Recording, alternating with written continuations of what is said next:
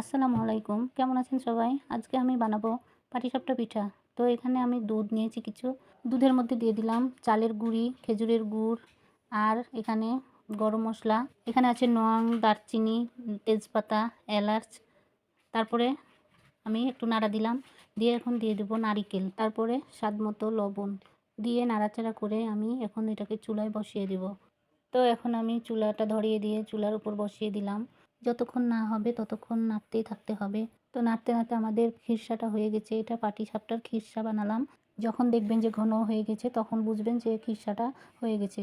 তো আমি এখানে পাটিসাপটা বানার জন্য কিছু এখানে চালের গুঁড়ি আর লাল গমের আটা নিয়েছি। তো এখানে পরিমাণ মতো লবণ দিয়ে দিলাম আর কিছু চিনি দিলাম।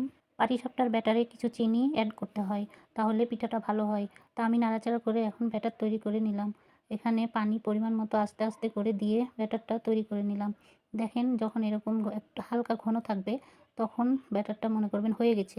তো এখন আমি চুলাতে আগে থেকে ফ্রাই প্যান দিয়ে রেখেছিলাম। তো ফ্রাই প্যানে একটু তেল দিয়ে নিয়েছি। এখন আমি ব্যাটারটা দিয়ে দিব। তারপরে ফ্রাই প্যানটা আস্তে আস্তে করে ঘুরিয়ে একটা চিতই পিঠার মতো বানিয়ে নিব। তারপরে আমি এটাকে উঠিয়ে নিয়ে এর উপরে খিরসাগুলো দিয়ে দিব। খিরসাগুলো দেওয়ার পরে সুন্দর করে এটাকে দুই হাত দিয়ে ভাঁজ করে নিব।